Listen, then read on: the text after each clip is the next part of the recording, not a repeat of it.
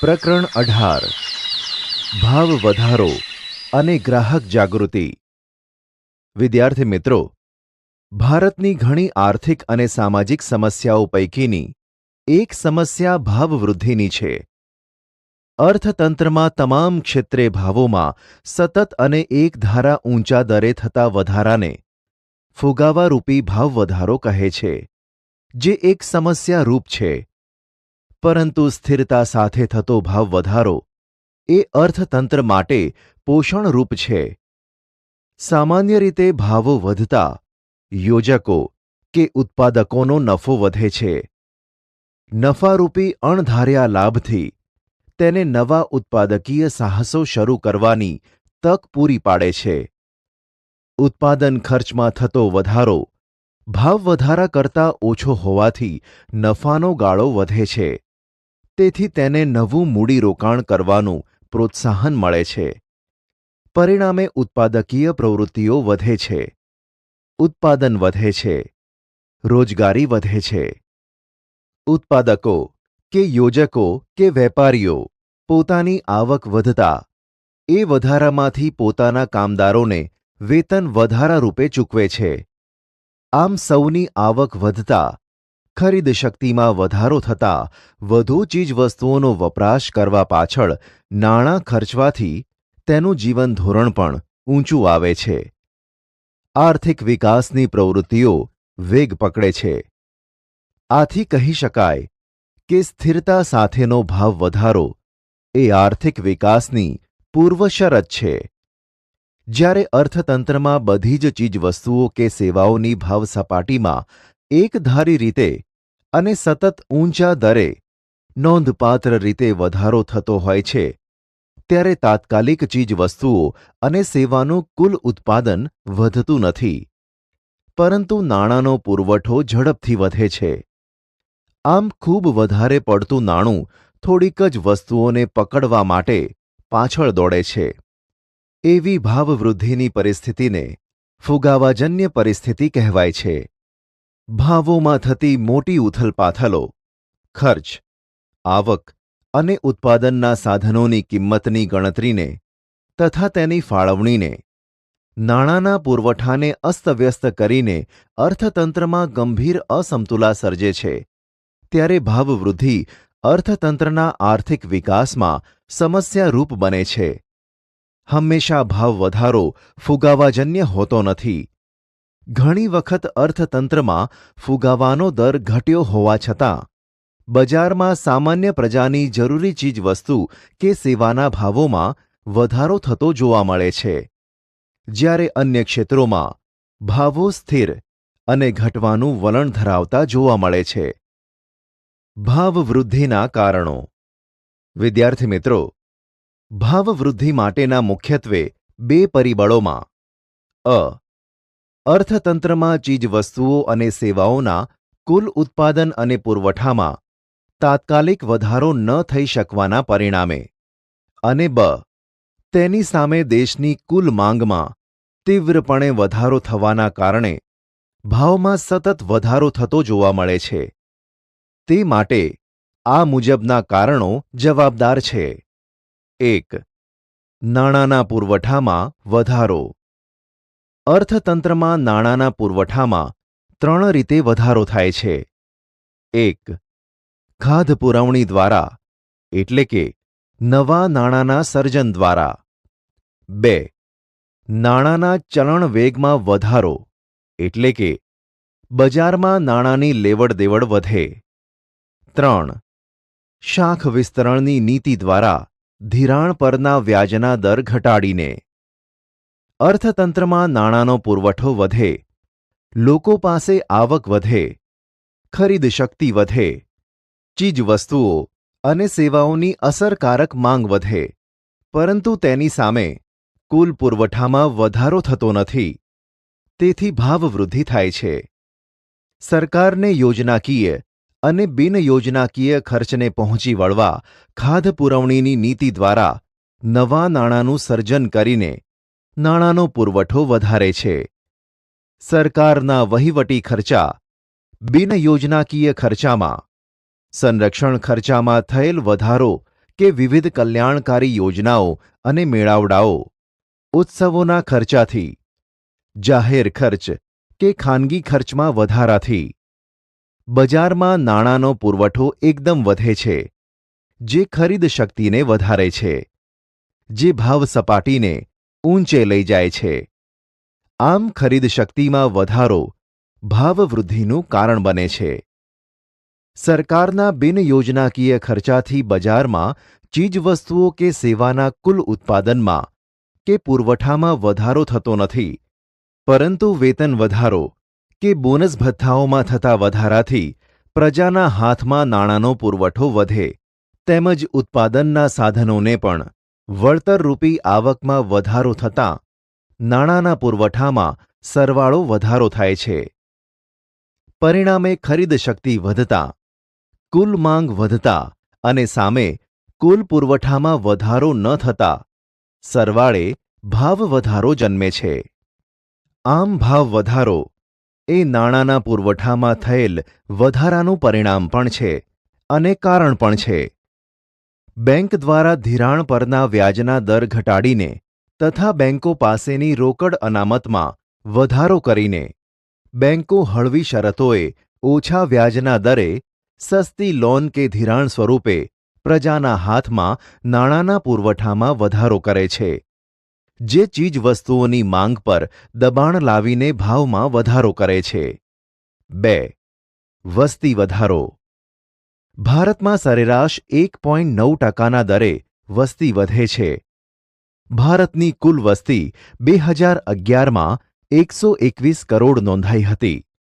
2001થી દેશની કુલ વસ્તીમાં થયેલો ઝડપી વધારો ચીજવસ્તુઓ કે સેવાની માંગમાં વધારો કરીને માંગ પુરવઠાની સ્થિતિનું અસંતુલન વધારે છે.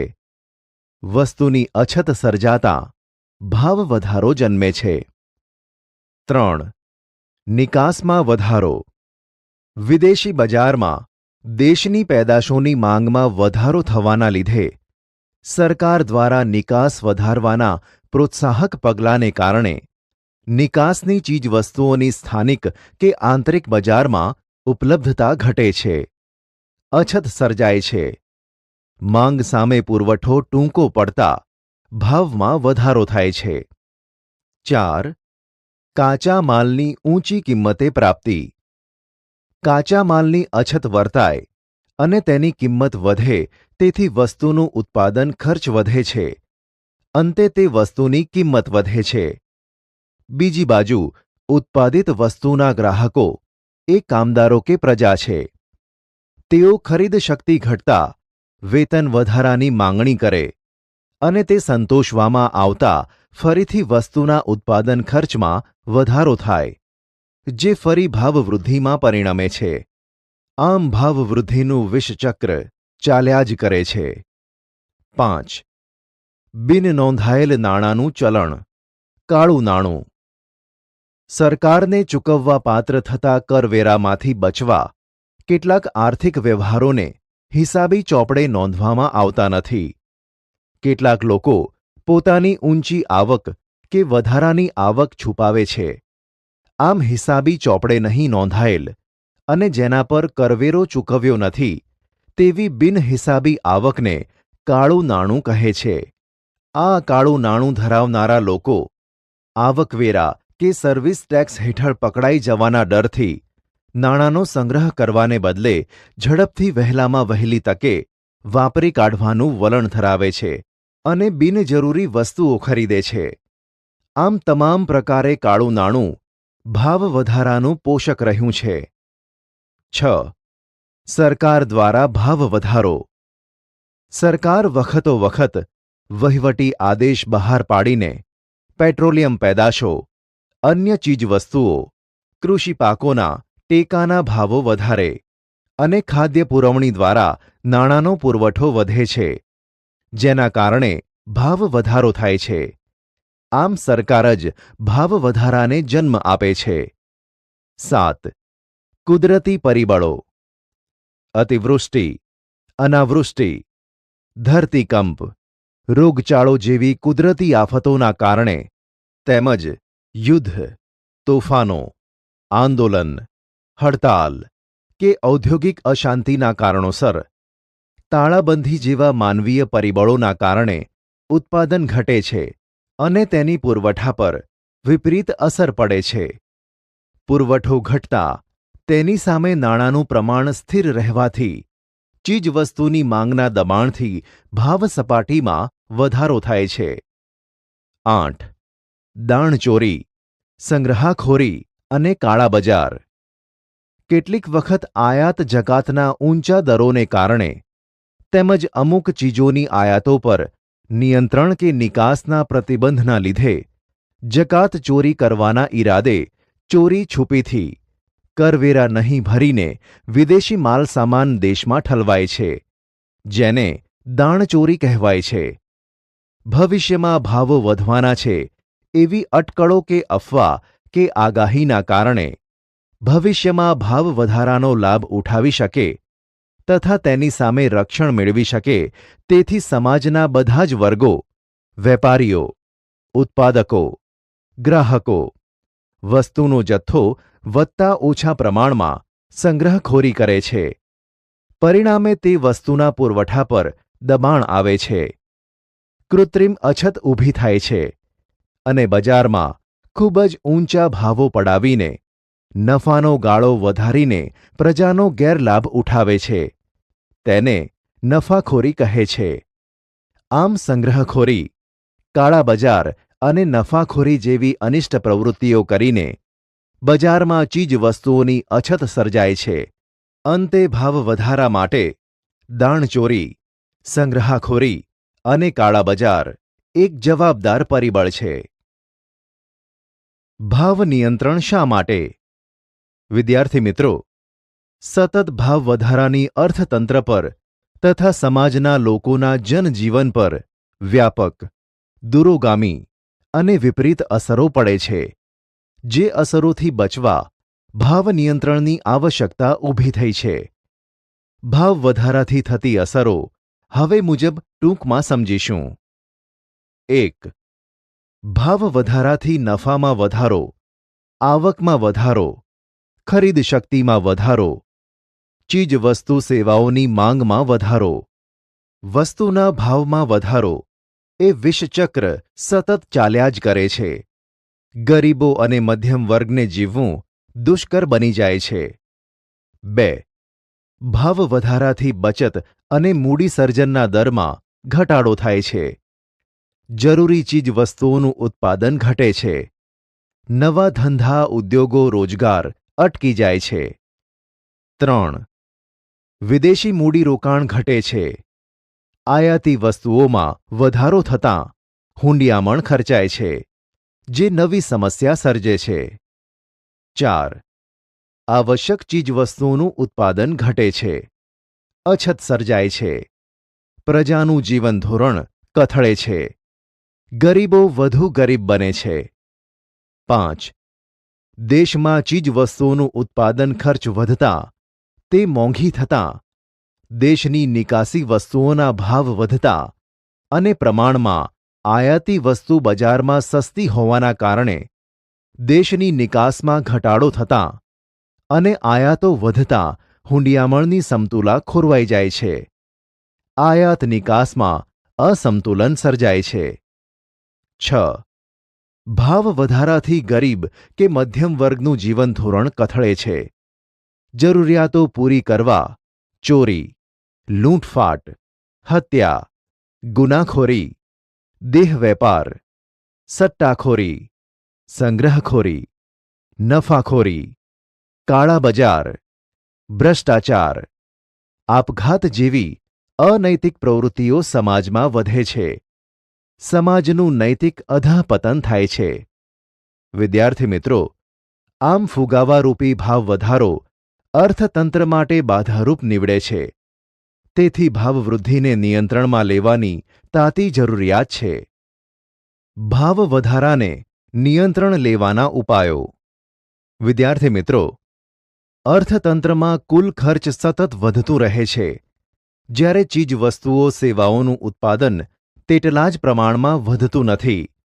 તેથી ભાવવૃદ્ધિ સર્જાય છે. નિયંત્રણ માટે બે પ્રકારે સરકાર પગલાં ભરે છે. 1. નાણાકીય પગલાઓ. પેટા મુદ્દો 1. ભારતની મધ્યસ્થ બેંક અર્થતંત્રમાંથી નાણાંનો પુરવઠો ઘટાડી દે છે. તેથી લોકોની વપરાશી વસ્તુઓ પાછળ નાણાં ખર્ચવાની વૃત્તિ પર અંકુશ આવે છે. તેથી વસ્તુઓની માંગ ઘટતાં ક્રમશઃ ભાવ ઘટે છે. પેટા મુદ્દો 2. મધ્યસ્થ બેંક દ્વારા ધિરાણ નીતિમાં વ્યાજના દર ઊંચા કરે છે. તેથી લોન કે ધિરાણ મોંઘું બનતા બિનજરૂરી મૂડીરોકાણ કે સટ્ટાકીય રોકાણ અટકે છે.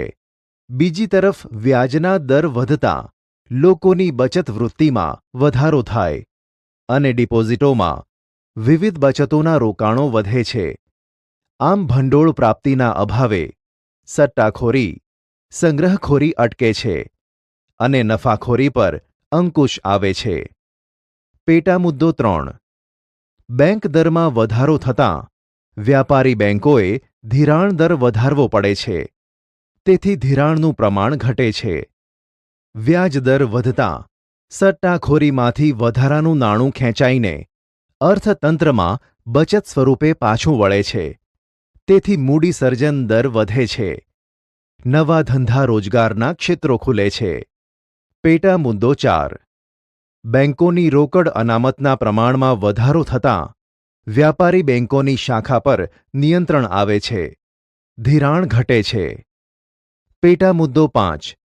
ખુલ્લા બજારમાં સરકારી જામીનગીરીઓનું વેચાણ કરીને વ્યાપારી બેંકોની અને પ્રજાની રોકડ અનામતમાં ઘટાડો કરે છે.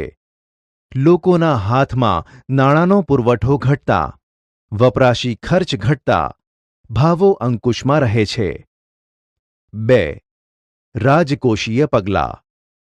વિદ્યાર્થી મિત્રો, રાજકોષીય નીતિ એટલે સરકારની જાહેર આવક ખર્ચ અંગેની નીતિ, કરવેરા વિષયક અને જાહેર ઋણની નીતિ. પેટા મુદ્દો 1.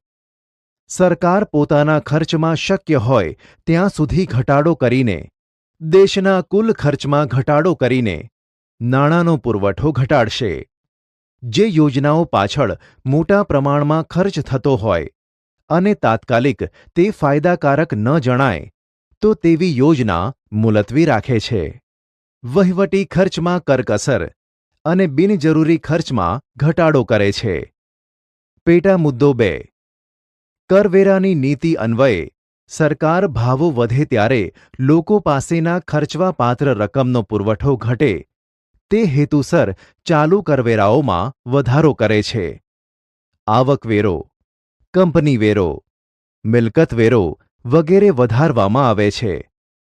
નિકાસો પર નિયંત્રણ મૂકવામાં આવે છે અને આયાતો પર ઊંચા દરે જકાત નાખીને આયાતી વસ્તુઓ મોંઘી બનતા આયાતો ઘટે છે. પેટા મુદ્દો 3. જાહેર ઋણની નીતિ. જાહેર ઋણની નીતિ અનુસાર સરકારે લોનો બહાર પાડીને કે ફરજિયાત બચત યોજના જેવી સ્કીમ લાવીને સમાજમાંથી થતા કુલ ખર્ચને મર્યાદિત કરવા પ્રયાસ કરે. બચતોને પ્રોત્સાહન આપવા વિવિધ પ્રોત્સાહકીય પગલાં ભરે. જાહેર કરજોનું પ્રમાણ ઘટાડે. સરકારી સબસિડીરૂપી સહાયમાં ઘટાડો કરે. પ્રત્યક્ષ કરવેરાનું પ્રમાણ અને વ્યાપ વધારે. શ્રીમંત વર્ગની વપરાશી કે મોજ શોખની વસ્તુઓ પર ઊંચા દરે કર નાખે, જેથી તેનું ઉત્પાદન ઘટે અને આવશ્યક વસ્તુઓનું ઉત્પાદન વધે. આમ આ પગલાઓ થકી હાથમાં આવકનું પ્રમાણ ઘટશે, તેથી વસ્તુની માંગ ઘટશે, જે અંતે ભાવ ઘટાડામાં પરિણમશે. 3. મૂડીરોકાણ પર અંકુશ.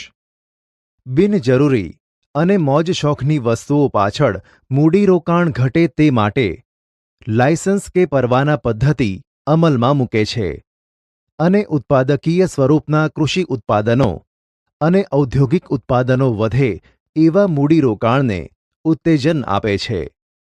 સટ્ટાલક્ષી મૂડીરોકાણ ઘટે. આવશ્યક વસ્તુઓનું ઉત્પાદન ઘટે. ઉત્પાદન શક્તિ વધે એવા પ્રોત્સાહક પગલાં લેવા જોઈએ. વ્યાજના દર વધારીને બચત વૃત્તિને ઉત્તેજિત કરીને મૂડી સર્જન વધે તેવા પ્રયત્નો કરવા પડશે. 4. ભાવ નિયમન અને માપબંધી. જાહેર વિતરણ પ્રણાલી દ્વારા ભાવ વધારાને અંકુશમાં રાખવાની વ્યૂહરચનાનું એક પગલું તે જાહેર વિતરણ પ્રણાલી છે, એટલે કે પીડીએસ પદ્ધતિ છે, જે ભારતમાં 1977થી અમલમાં આવી હતી, જેનો હેતુ સમાજના નિમ્ન આવક જૂથને એટલે કે અંત્યોદયને અને ગરીબી રેખા નીચે જીવતા ગરીબો બિલો પોવર્ટી લાઇન એટલે કે બીપીએલ અને ગરીબી રેખા હેઠળના અને ઉપરના ઓછી આવક ધરાવનારાઓને તે વર્ગને આવશ્યક ચીજવસ્તુઓ વ્યાજબી ભાવે વ્યાજબી ભાવની દુકાનો એટલે કે એફપીએસએસ દ્વારા ઉપલબ્ધ કરાવવાનો છે. આજે દેશમાં અંદાજે 4.92 લાખ વ્યાજબી ભાવની દુકાનો એટલે કે એફપીએસએસ છે. આ દુકાનોમાં વેચાતી વસ્તુઓના ભાવ ખુલ્લા બજારની દુકાનોના ભાવની સરખામણીમાં ઓછા હોય છે. આ વાસ્તવિક ભાવ અને વાજબી ભાવની દુકાનોમાં વસ્તુઓના ભાવોનો તફાવત સરકાર ચૂકવે છે. આ રકમને સબસિડી કહે છે. કૃત્રિમ અછત, સંગ્રહખોરી અને કાળા બજારમાં મન ફાવે તેમ ભાવ વધારાની પરિસ્થિતિમાં ગરીબોના જીવન સ્તરને ટકાવી રાખવામાં આ જાહેર વિતરણ પ્રણાલી એટલે કે પીડીએસ સિસ્ટમ આશીર્વાદરૂપ બની છે, જે ભાવવૃદ્ધિને અંકુશમાં રાખે છે. આ વ્યવસ્થાની સફળતાનો આધાર અનાજ વિતરણ અને વહેંચણીની વ્યવસ્થા માટે કુશળ અને કાર્યક્ષમ વહીવટીતંત્ર, પારદર્શીય વહીવટ અને પ્રામાણિક એવા દુકાનદારો પર રહેલો છે. 5. ભાવ નિર્ધારણ તંત્ર. વિદ્યાર્થી મિત્રો, સંગ્રહખોરીને, સટ્ટાખોરીને ડામવા આવશ્યક વસ્તુઓના ભાવને વાજબી સ્તર પર ટકાવી રાખવા માટે તથા તે સહેલાઈથી બજારમાંથી મળી રહે તે માટે સરકાર આવશ્યક વસ્તુઓના ભાવ નિર્ધારણનું કાર્ય કરે છે. વેપારીઓને તે જ નિર્ધારિત ભાવોએ બજારમાં વસ્તુઓ વેચવા આગ્રહ કરે છે. સરકારે ભાવ સપાટીને સ્થિર રાખવા માટે આવશ્યક ચીજવસ્તુઓ માટેનો ધારો 1955 અમલમાં મૂક્યો છે. જે વેપારી સરકાર દ્વારા નિર્ધારિત ભાવો મુજબ પોતાનો માલસામાન નથી વેચતો, તેની સામે આ ધારા હેઠળ કાનૂની કાર્યવાહી હાથ ધરીને દંડ કરવામાં આવે છે. સંગ્રહખોરો, કાળા બજારીયાઓ, સટ્ટાખોરો સામે સઘન ઝુંબેશ રૂપે prevention of anti social activities act એટલે કે પાસા હેઠળ જરૂર પડે કાયદેસર અટકાયત કરવામાં આવે છે. ભાવ વૃદ્ધિને નાથવા વેપારીઓના ગોદામમાં રાખેલ ચીજવસ્તુઓના જથ્થાનું નિયમન, ચેકિંગ, સ્ટોક પત્રકો, ભાવપત્રકો પ્રદર્શિત કરવા અંગેની કાનૂની જોગવાઈઓ અને તેના ઉલ્લંઘન માટે કડક શિક્ષાત્મક પગલાઓ દ્વારા ભાવવૃદ્ધિને નાથવાના પ્રયાસો હાથ ધરવામાં આવે છે. સરકારે અત્યાર સુધીમાં ડુંગળી, ચોખા, કપાસ, સિમેન્ટ, ખાદ્ય તેલ, પેટ્રોલ, ડીઝલ, રાંધણ ગેસ, કેરોસીન, ખાંડ, એલ્યુમિનિયમ, લોખંડ, પોલાદ, રેલવે નૂર વગેરેના ભાવો ભાવ નિર્ધારણ તંત્રના આધારે નક્કી કર્યા છે. કેટલીક જીવન રક્ષણ દવાઓના ભાવો પણ આ રક્ષણ હેઠળ બાંધવામાં આવ્યા છે અને ભાવવૃદ્ધિને અટકાવી છે. વિદ્યાર્થી મિત્રો, આમ ભાવવૃદ્ધિને અટકાવવાના ઉપાયો એકબીજાથી સ્વતંત્ર કે અલગ નથી, પરંતુ પરસ્પર આધારિત છે. તેથી છૂટાછવાયા એકલ દોકલ પગલાં ભરવાને બદલે સર્વગ્રાહી પગલાં ભરીશું તો ધાર્યા પરિણામો જરૂર લાવી શકાશે. ગ્રાહક જાગૃતિ. જાગો ગ્રાહક જાગો. વિદ્યાર્થી મિત્રો, આજે દરેક વ્યક્તિ કોઈને કોઈ રીતે ગ્રાહક છે. બજારમાં સમાન લક્ષણોવાળી અને અનેક બ્રાન્ડની અસંખ્ય વસ્તુઓ મળતી હોય છે. વસ્તુની વિવિધતા અને વિકલ્પોવાળી અનેક ઉપયોગવાળી વસ્તુઓ અંગે અભણ અને અજાગ્રત ગ્રાહકોને સંપૂર્ણ જ્ઞાન કે જાણકારી હોતી નથી. ઉત્પાદક અને ગ્રાહક વચ્ચે અનેક વચેટિયાઓ હોવાથી ગ્રાહકોનું વિવિધ રીતે શોષણ થવા લાગ્યું છે. ગ્રાહક જે વસ્તુ માલ કે સેવા નાણાં કે અવેજના બદલામાં ખરીદે તે નિશ્ચિત ગુણવત્તા, વજન અને વાજબી કિંમતે મેળવી શકે તેવી વ્યવસ્થાને ગ્રાહક સુરક્ષા કહે છે. ગ્રાહક સુરક્ષા એ ગ્રાહક જાગૃતિની ઝુંબેશ છે. ગ્રાહક જાગૃતિ અંગે અમેરિકામાં રાલ્ફ નાડરે ગ્રાહકવાદની ચળવળ ઉપાડેલી હતી. તેથી તેને ગ્રાહક આંદોલનના જન્મદાતા કહેવામાં આવે છે. ગ્રાહકનું વિવિધ પ્રકારે થતું શોષણ. વિદ્યાર્થી મિત્રો, ઉત્પાદકો અને વેપારીઓ દ્વારા ગ્રાહકોનું એટલે કે આપણું વિવિધ રીતે શોષણ થાય છે, જે આ મુજબ છે.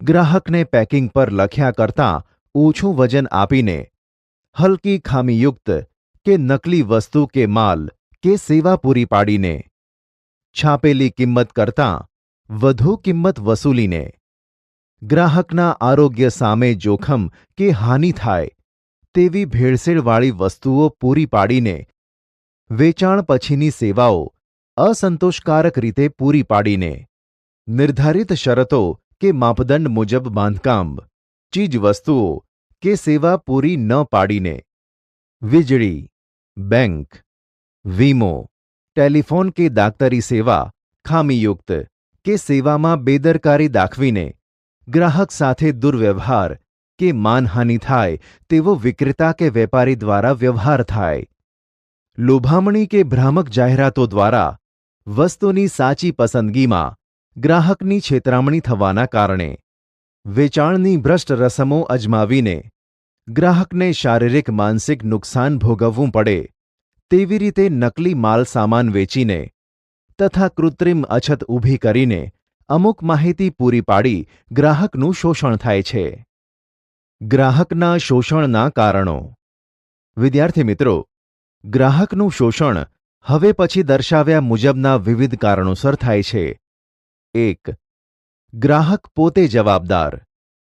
ગ્રાહકની અજ્ઞાનતા, જાગૃતિનો અભાવ, નિરક્ષરતા, સંગઠિત થઈને વિરોધ પ્રદર્શિત કરવાની વૃત્તિનો અભાવ, થયેલ નુકસાન કે શોષણ સામે કાનૂની રાહે લડત આપવાની તૈયારી અને વૃત્તિનો અભાવ, અને તે સંબંધી યોગ્ય જાણકારીના અભાવે વેપારીઓ, ઉત્પાદકો, યોજકો દ્વારા ગ્રાહકોનું વિવિધ પ્રકારે શોષણ કરીને તેમનો ગેરલાભ ઉઠાવવામાં આવી રહ્યો છે. 2. મર્યાદિત માહિતી. વિદ્યાર્થી મિત્રો, મૂડીવાદી અર્થતંત્રમાં ઉપભોક્તાવાદી વિચારસરણી ધરાવતા નિર્માતા અને વિક્રેતા કોઈપણ ચીજવસ્તુ કે સેવા ગમે તેટલા જથ્થામાં ઉત્પાદન અને વેચાણ કરવા માટે સ્વતંત્ર છે. તેના ઉત્પાદનના માપદંડો, ભાવો અને ગુણવત્તા નિયમન અંગે કોઈ ખાસ નિયમો નથી અને જ્યાં છે ત્યાં કડકપણે નિયમોનું પાલન થતું નથી. આવી પરિસ્થિતિમાં ગ્રાહકને ચીજવસ્તુના ઉપયોગ સંબંધમાં સાચી જાણકારી, માહિતી કે જ્ઞાનના અભાવે વસ્તુના વપરાશ સંબંધી યોગ્ય તાલીમ ન મળવાને કારણે ગુણવત્તાની જાળવણી અને ઉપયોગની રીતો અને વેચાણ પછીની સેવાઓ, વોરંટી કે ગેરંટી જેવી માહિતીના અર્થઘટન બાબતે ખરીદી વખતે ગ્રાહકને પૂરેપૂરો માહિતગાર કરવામાં આવતો નથી. આમ મર્યાદિત માહિતી મળવાને કારણે ગ્રાહક સાચી ખરીદીમાં સમજદારીના અભાવે ભૂલ કરી બેસે છે. 3. મર્યાદિત પુરવઠો. જ્યારે વસ્તુ કે સેવાની માંગની સામે પૂરતી માત્રામાં તેનો પુરવઠો નથી હોતો ત્યારે કૃત્રિમ અછત સર્જાય છે. આમ વેપારી ઉત્પાદકો દ્વારા સંગ્રહખોરી, સટ્ટાખોરી આચરીને કે કુદરતી આફતો જેવા પરિબળોથી અછત ઊભી થાય છે. ગ્રાહક પાસેથી આવી પરિસ્થિતિમાં વધુ ભાવો મેળવીને ગેરલાભ ઉઠાવાય છે. આમ બજારમાં વસ્તુનો અપૂરતો પુરવઠો પણ ગ્રાહકના શોષણમાં નિમિત્ત બને છે. 4. મર્યાદિત હરીફાઈ. જ્યારે કોઈ એક જ ઉત્પાદક કે ઉત્પાદક સમૂહ કોઈ વસ્તુ કે સેવાના ઉત્પાદનમાં અને વહેંચણીમાં પોતાનો એકાધિકાર ભોગવે છે ત્યારે ઉત્પાદકો આવી મર્યાદિત કે ઇજારાશાહીવાળી બજારમાં અન્ય વિકલ્પોના અભાવે ગ્રાહકનું વિવિધ પ્રકારે શોષણ થાય છે, ખામીયુક્ત સેવા અને હલકો માલસામાન પધરાવે છે. ગ્રાહક સુરક્ષા ક્ષેત્રે ગ્રાહક જાગૃતિ. વિદ્યાર્થી મિત્રો, ગ્રાહકોના વિવિધ પ્રકારે થતા શોષણને અટકાવવા અને ગ્રાહકોના હકો અને હિતોનું રક્ષણ કરવા અને ગ્રાહકને શારીરિક, માનસિક અને આર્થિક ક્ષેત્રે સુરક્ષા પ્રદાન કરવાની જરૂરિયાત ઊભી થઈ. સૌપ્રથમ ભારતમાં ગ્રાહકના રક્ષણ અંગે કૌટિલ્યના અર્થશાસ્ત્રમાં ઉદ્યોગો અને વેપાર દ્વારા ગ્રાહકો સાથે કરાતા દુરાચાર અને શોષણનો ઉલ્લેખ છે, જેમાં તોલમાપ અને ભેળસેળ કે બનાવટ જેવી ગુનાહિત વેપારી રીત રસમ બદલ દંડ કે શિક્ષા કરવાની જોગવાઈઓનો ઉલ્લેખ કર્યો છે. અમેરિકન પ્રમુખ જ્હોન ફ્રેન્કલિન કેનેડીએ અમેરિકાની સંસદમાં તારીખ 15 માર્ચ 1962ના રોજ ગ્રાહકોના 4 અધિકારો આપ્યા અને ગ્રાહકોના અભિપ્રાયને સાંભળવામાં આવતા નથી તે અંગે વ્યથા પ્રગટ કરી હતી. કન્ઝ્યુમર્સ ઇન્ટરનેશનલ આંતરરાષ્ટ્રીય સંગઠને તારીખ 15 માર્ચ 1983ના રોજ ગ્રાહકોના 4 અધિકારો દર્શાવતું જાહેરનામું બહાર પાડ્યું. તેથી વિશ્વમાં પ્રત્યેક વર્ષની 15 માર્ચને વિશ્વ ગ્રાહક અધિકાર દિન તરીકે ઉજવવામાં આવી રહ્યો છે. ત્યારબાદ સંયુક્ત રાષ્ટ્રસંઘ એટલે કે યુનોએ તેમની તારીખ 16મી એપ્રિલ 1985ની સભામાં United Nations guidelines for consumers પ્રોટેક્શનના ખરડામાં ગ્રાહકોના મૂળભૂત 8 અધિકારોને ઘોષિત કર્યા અને તે મુજબ વિશ્વના દેશોને પોતાના દેશના ગ્રાહકો માટે અધિકારો એટલે કે હકો અને હિતોના સંરક્ષણ માટે અસરકારક કાનૂની માળખું ગોઠવવા ભલામણ કરી હતી. તે મુજબ ભારતીય સંસદે રાષ્ટ્રીય ગ્રાહક સુરક્ષા અધિનિયમ 1986 ઘડી કાઢ્યો હતો, જેને રાષ્ટ્રપતિએ તારીખ 24મી ડિસેમ્બર 1986ના રોજ સહી કરીને મંજૂરી આપી હતી, જેથી ભારતમાં પ્રત્યેક વર્ષે તારીખ 24 ડિસેમ્બરને રાષ્ટ્રીય ગ્રાહક અધિકાર દિન તરીકે ઉજવવામાં આવી રહ્યો છે. ગુજરાત સરકારે તારીખ 18મી ફેબ્રુઆરી 1988ના રોજ ગુજરાત ગ્રાહક સુરક્ષા નિયમો 1988 અમલમાં મૂક્યા. તે મુજબ ગ્રાહક સુરક્ષાની કાયદેસરની કાર્યવાહી રાજ્યમાં હાથ ધરવામાં આવી છે. ભારતમાં ગ્રાહક સુરક્ષા ધારામાં 1993 અને 2002માં કેટલાક મહત્વના સુધારાઓ અમલમાં આવ્યા છે અને વર્ષો જૂના કાયદામાં ફેરફાર કરવાની સમયાનુસાર જરૂરિયાત ઊભી થયાની લાગણી પ્રજામાં જન્મી છે. ગ્રાહક સુરક્ષા અધિનિયમ 1986માંની ઘણી જોગવાઈઓ પૈકી મુખ્ય અને મહત્વપૂર્ણ જોગવાઈ વિશે હવે પછી આપણે માહિતી મેળવીશું. ગ્રાહકોના અધિકારો અંગેનો કાયદો. વિદ્યાર્થી મિત્રો, ભારતમાં સામાજિક આર્થિક કાયદાઓના ઇતિહાસમાં ગ્રાહક સુરક્ષા અધિનિયમ 1986 એક સીમાચિહ્નરૂપ અને લોકોપયોગી કાયદો છે. ગ્રાહકોના અધિકારો તેમજ ગ્રાહકોના હિતોના રક્ષણ અર્થે ઘડવામાં આવેલો સૌથી વધારે પ્રગતિશીલ અને સર્વગ્રાહી કાયદો છે, જે આ મુજબની કેટલીક મહત્વપૂર્ણ જોગવાઈઓ કરે છે. એ વિશે આપણે સમજ મેળવીશું. 1. ગ્રાહક સેવા સંબંધી. આ કાયદા હેઠળ વ્યાપારી, માલ કે સેવાના સંદર્ભમાં ગ્રાહકની વ્યાખ્યા આ મુજબ આપવામાં આવી છે. માલના સંદર્ભમાં ગ્રાહક એટલે જેને કાયદાનું રક્ષણ છે તે માટે આ દર્શાવેલી કોઈપણ વ્યક્તિ. 1. જે કોઈ વ્યક્તિ કોઈપણ ચીજવસ્તુ કે માલ કે સેવાની પૈસા આપીને અથવા અવેજના બદલામાં ખરીદી કરે અથવા વસ્તુ કે સેવા આપવા બદલ કિંમત ચૂકવવાની વ્યક્તિ બાંહેધરી આપીને અથવા તો અંશતઃ કિંમત ચૂકવીને મેળવે કે અંશતઃ બાકી રકમ ચૂકવવાની બાંહેધરી આપીને તે વસ્તુ કે સેવા મેળવે છે તે વ્યક્તિ. 2.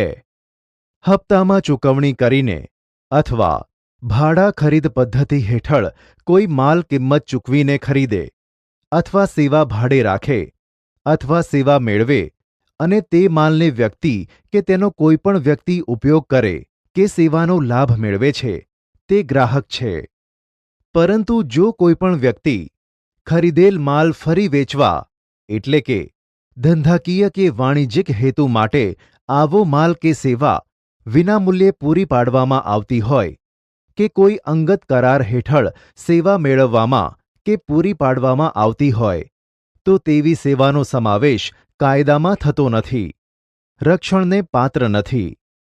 આમ આ કાયદાનો હેતુ ગ્રાહકોને ઊંચી ગુણવત્તાયુક્ત વિવિધ માલ કે સેવાઓ પ્રાપ્ત થાય તેમજ ગ્રાહકના હિતોનું રક્ષણ થાય તે જોવાનો છે. આ કાયદાની જોગવાઈ મુજબ માલ કે સેવાની ગુણવત્તા, પ્રકાર તેમજ કરાર અન્વયે કે પ્રવર્તમાન કાયદા મુજબ સેવા આપવાની રીત વિરુદ્ધ સેવામાં ખામી જણાય કે ઉણપ લાગે કે માલ હલકી કક્ષાનો ખામીયુક્ત જણાય તો ગ્રાહક કાયદા હેઠળ ફરિયાદ કરી શકે છે. 2.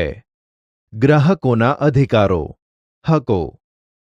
બજારમાં મળતી વૈવિધ્યપૂર્ણ અનેક વસ્તુઓની જાણકારીના અભાવે ગ્રાહક વસ્તુની સાચી પસંદગીમાં ભૂલ કરે છે અને પોતે ખર્ચેલા નાણાંનું પૂરું વળતર મેળવી શકતો નથી.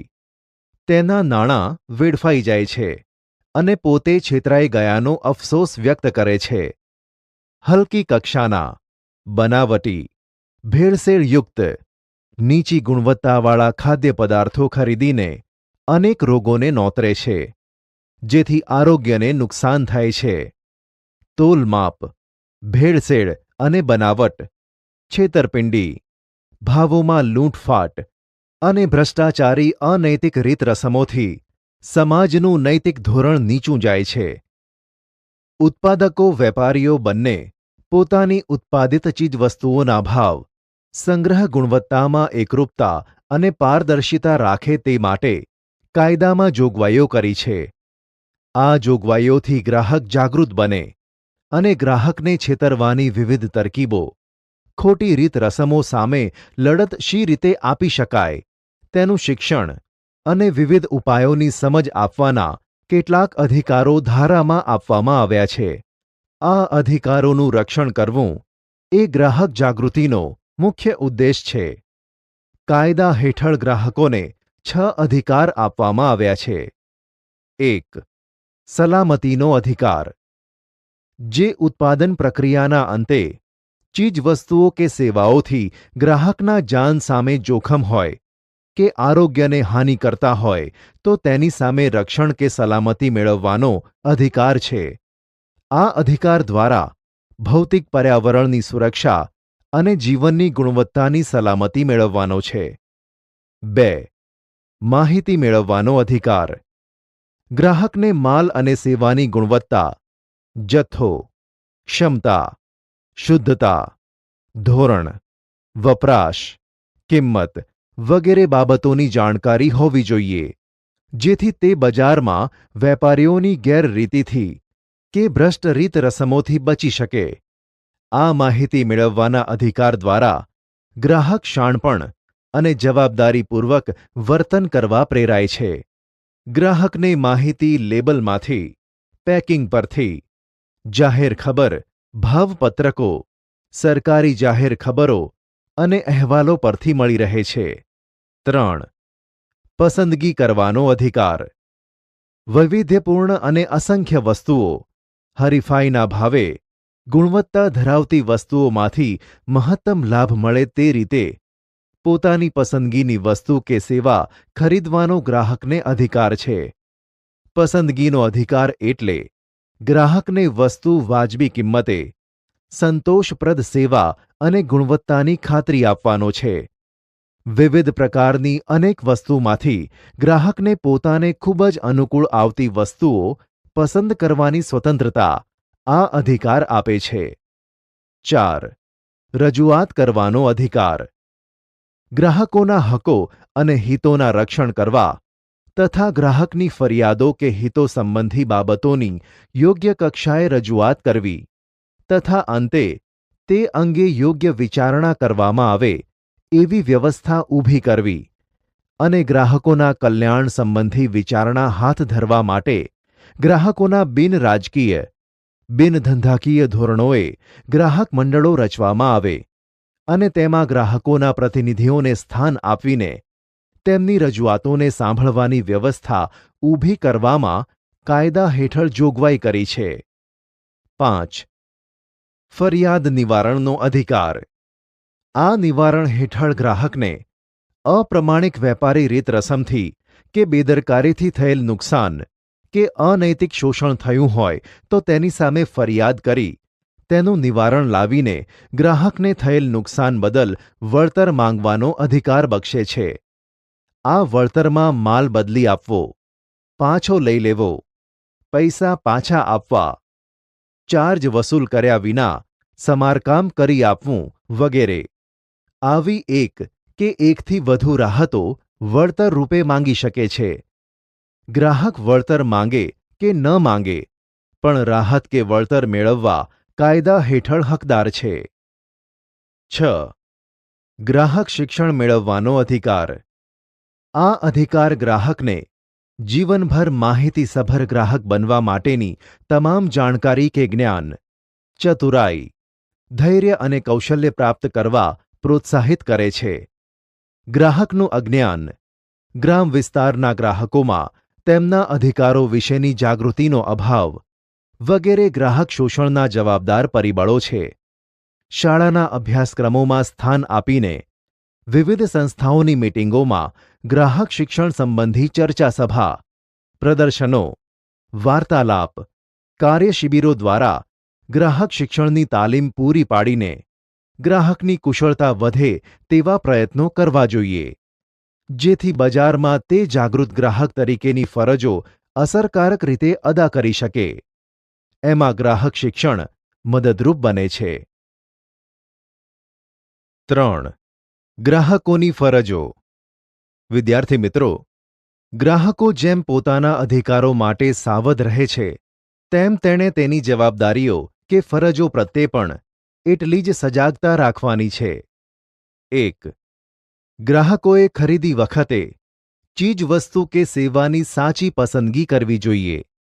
વસ્તુની ખરીદીમાં ગુણવત્તા, વાજબી ભાવ, ગેરંટી કે વોરંટી, વેચાણ પછીની સેવા કે BIS, ISI કે એગમાર્ક જેવા ગુણવત્તાના માનક ચિહ્નો નિશાનીવાળી જ વસ્તુઓ ખરીદવી જોઈએ. વીજળી કે ઇલેક્ટ્રોનિક્સ ઉપકરણોની ખરીદી વખતે સ્ટાન્ડર્ડ કે બ્રાન્ડ નામવાળી વસ્તુની ખરીદીને જ પ્રાથમિકતા આપવી જોઈએ. 2. ખરીદી સમયે અનેકવિધ વસ્તુઓમાંથી વસ્તુની પસંદગી અંગેનો નિર્ણય લેતી વખતે વસ્તુ વિશેની તમામ માહિતી, લેબલ અને જાહેરાત મુજબ ચકાસીને ખાતરી કરીને સમજુ અને જાગૃત ગ્રાહક બનીને જવાબદારીપૂર્વક નિર્ણય કરી ખરીદી કરવી જોઈએ.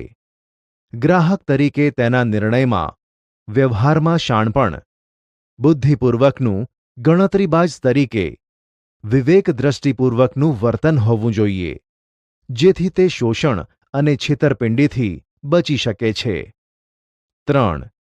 ગ્રાહકની ફરજ છે કે તેણે તેના વર્તન વ્યવહાર દ્વારા વિક્રેતાઓ કે ઉત્પાદકો સાથે એક સજ્જન અને પ્રામાણિક વ્યક્તિ તરીકેની ખાતરી કરાવવાની છે. એવી અપેક્ષા પણ કાયદામાં રાખવામાં આવી છે. 4. ગ્રાહકે ખરીદેલ માલ કે સેવાનું પાકું બિલ કે નાણાં ચૂકવ્યાની પાકી રસીદ લેવાનો આગ્રહ રાખવો તથા વોરંટી કાર્ડ પણ વિક્રેતા પાસેથી ભરાવીને દુકાનના સિક્કા સાથે વેપારીની સહી લેવાનો આગ્રહ રાખવો જોઈએ. 5.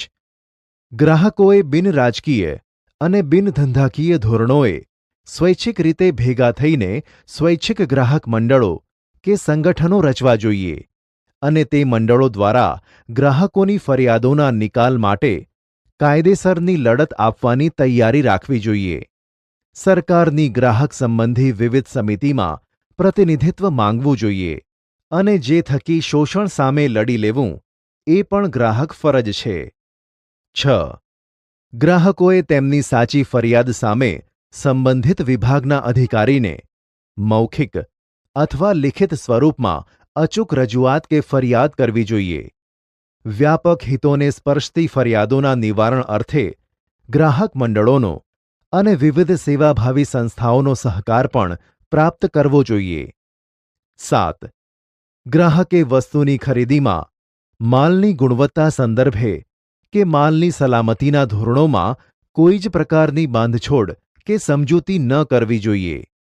ખરીદીમાં પેકિંગ, કિંમત, ઉત્પાદન કર્યાની તારીખ, બેચ નંબર, ચોખ્ખું વજન, અંતિમ તિથિ, ઉત્પાદકનું નામ, સરનામું વગેરે જોઈને તપાસીને ચકાસીને ખરીદવાનો આગ્રહ હંમેશા રાખવો જોઈએ. 8.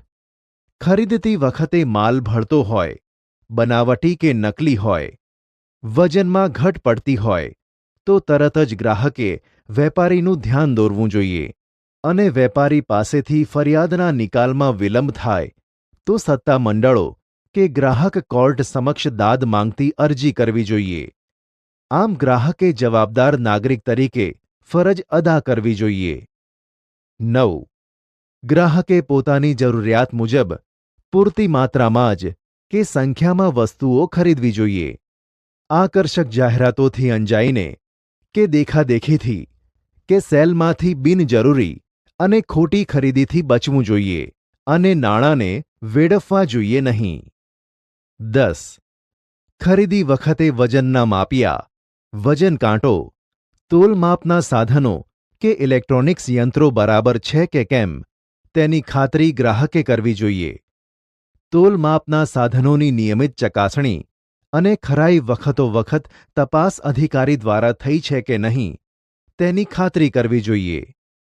જો સાધનો દર વર્ષે પ્રમાણિત કરાવેલા ન હોય તો તોલમાપ અધિકારી, કાનૂની માપ વિજ્ઞાન અને નિયામક ગ્રાહક બાબતોની સ્થાનિક કચેરીમાં સંપર્ક સાધીને ધ્યાન દોરવું જોઈએ અને જરૂર પડે ફરિયાદ કરવી એ જાગૃત અને જવાબદાર ગ્રાહકની ફરજ બને છે. 11. ગ્રાહકે ઘરે ગેસ સિલિન્ડર આવે તો તેનું સીલ તપાસવું કે તે અકબંધ છે કે નહીં. આશરે વજન ચેક કરવું.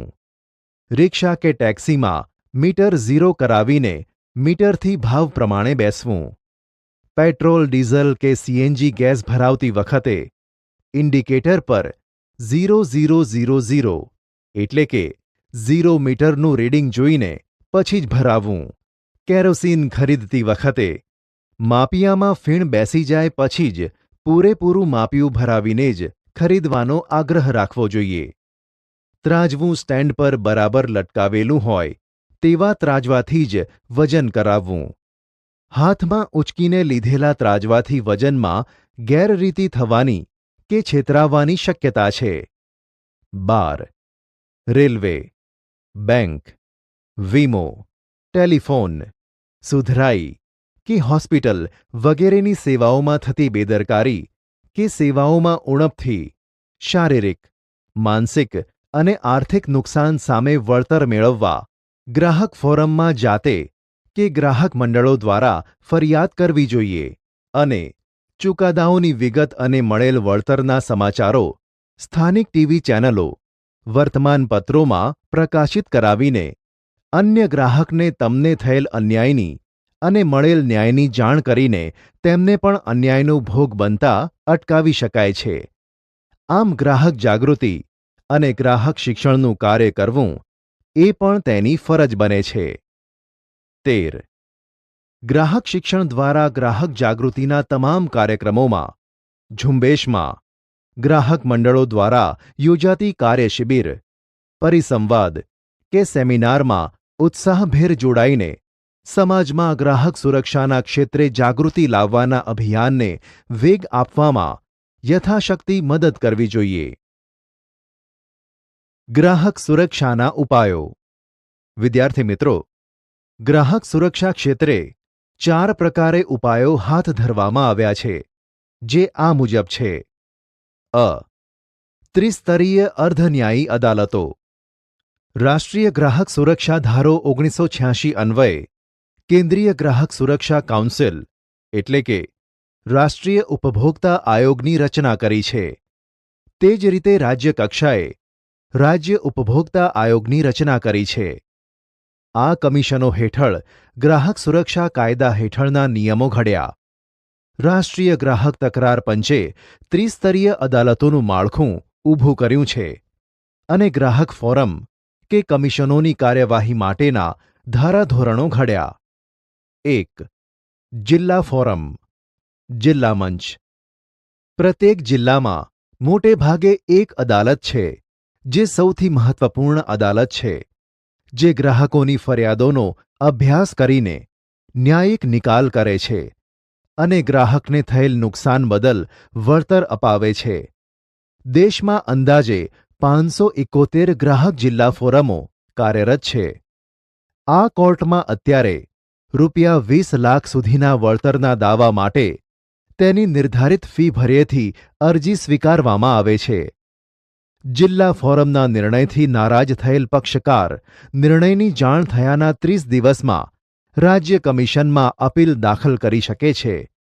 જો કે તે પૂર્વે તેણે વળતરની દાવાની રકમની 50% કે ₹25,000, જે ઓછું હોય તે નિયત શરતોએ ડિપોઝિટ જમા કરાવવાની હોય છે.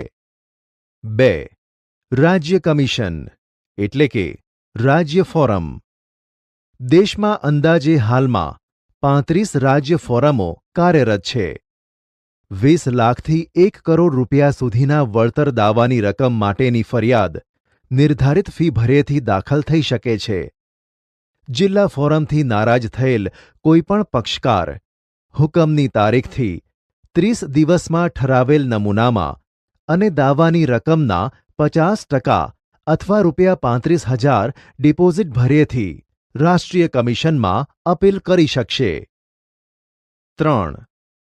રાષ્ટ્રીય કમિશન એટલે કે રાષ્ટ્રીય ફોરમ. 1 કરોડથી વધુ વળતરના દાવા અંગેની અરજીઓ તેની નિર્ધારિત ફી કોર્ટમાં ભર્યેથી ફરિયાદ દાખલ થઈ શકે છે. 5 સભ્યોની બેન્ચ આ કમિશનના સભ્યો હોય છે.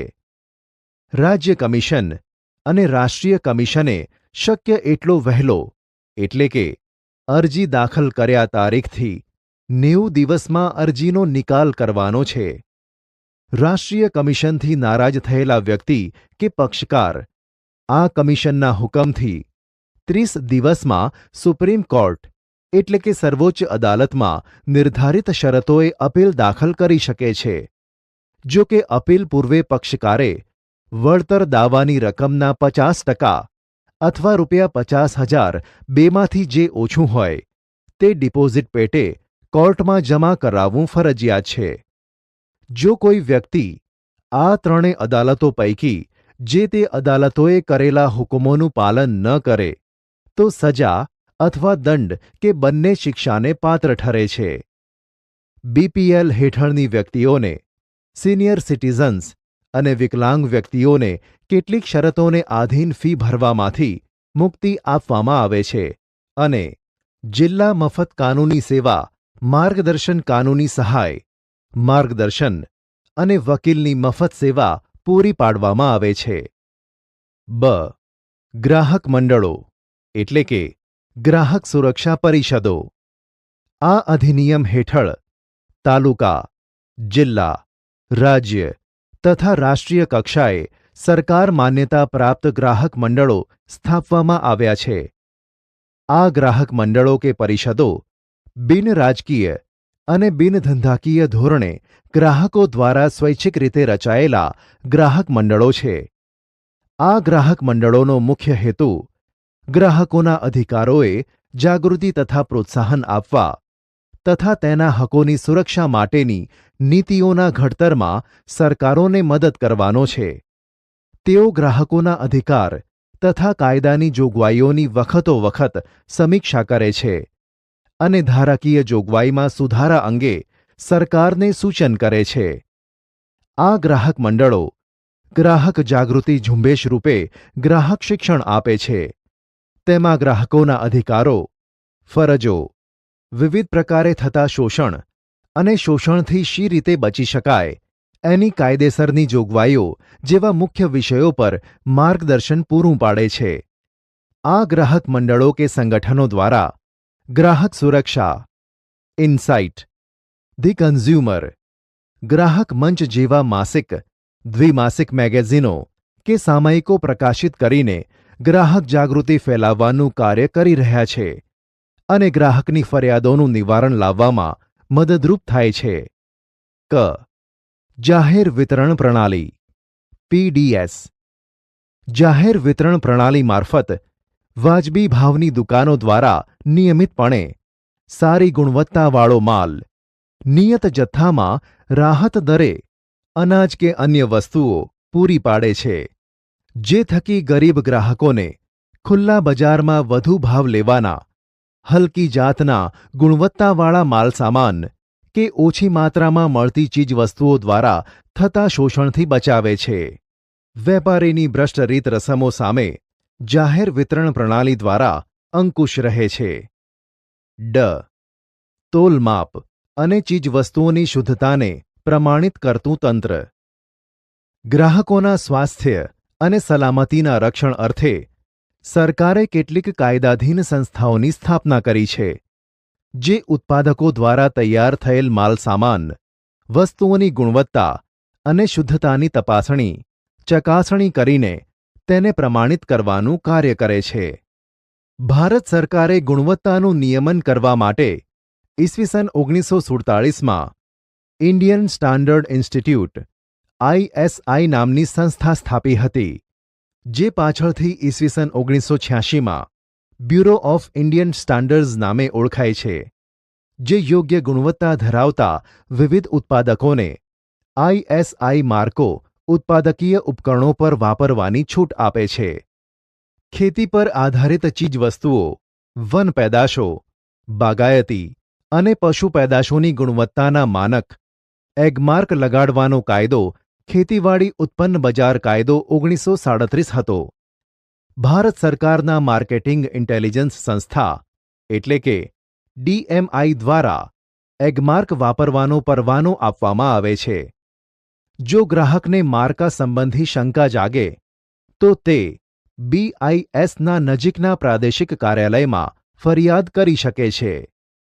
આ ઉપરાંત સોનામાં દાગીનાની ખરીદી વખતે પણ BSI માર્કાની સાથે સોનાની શુદ્ધતાનો નંબર, દાખલા તરીકે 916 એટલે કે 22 કેરેટ સોનાની શુદ્ધતા દર્શાવતું માર્કા સાથે હોલમાર્ક કેન્દ્રનો લોગો, જે તે વર્ષમાં હોલમાર્કિંગ થયું હોય તે વર્ષનું ચિહ્ન, દાખલા તરીકે જે એટલે 2008 ઉપરાંત જ્વેલરી બનાવનાર અને વિક્રેતાનો લોગો શુદ્ધતા અને ગુણવત્તાની ગેરંટી આપે છે. FPOનો માર્કો જામ, ફ્રૂટ, જ્યુસ, કરવેરા, કેન કે ટીનમાં પેક કરેલા ફળો, શાકભાજીના ઉત્પાદક વસ્તુ પર લગાડવામાં આવે છે. ISI ટેક્સટાઇલ, કેમિકલ, જંતુનાશકો, રબર પ્લાસ્ટિકની બનાવટો, સિમેન્ટની ધાતુઓ, ઇલેક્ટ્રોનિક ઉપકરણો પર આ માર્કો BIS દ્વારા લગાડવામાં અપાય છે. વુલમાર્ક માર્કો ઊનની બનાવટો અને પોશાકને આપવામાં આવે છે. MPO આ માર્કો માંસ, મટનની પેદાશો અને તેમાંથી બનાવેલ બનાવટોને અપાય છે.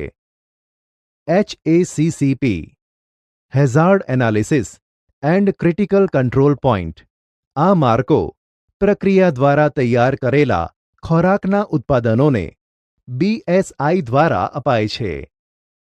ECO આ માર્કો સાબુ, ડિટર્જન્ટ, કાગળ, લ્યુબ્રિકેટિંગ ઓઇલ, પેકેજિંગ મટીરિયલ, રંગ રસાયણો, પાવડર કોટિંગ, બેટરી, સૌંદર્ય પ્રસાધનો, લાકડાના બદલે વપરાતી વસ્તુઓ, ચામડાની અને પ્લાસ્ટિકની બનાવટોને ISI એટલે કે ઇન્ડિયન સ્ટાન્ડર્ડ બ્યુરો દ્વારા અપાય છે, જે હવે BIS છે.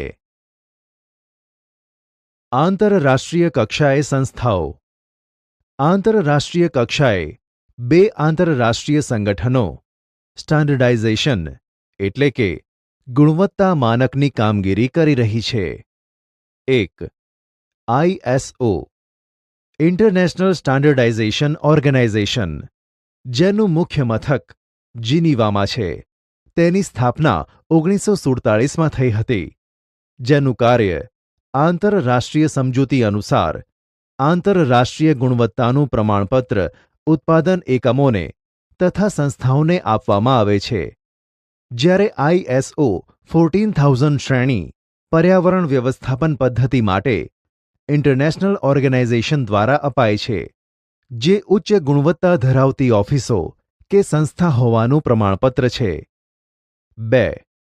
કોડેક્સ એલિમેન્ટરિયસ કમિશન CAC ખોરાકને લગતું આંતરરાષ્ટ્રીય કમિશન છે. તેમાં આંતરરાષ્ટ્રીય ખાદ્ય પદાર્થોને પ્રમાણિત કરવાનું કાર્ય કરે છે.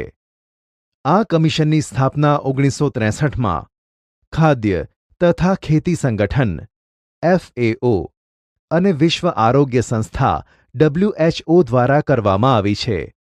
તેનું મુખ્ય મથક ઇટાલીની રાજધાની રોમમાં છે.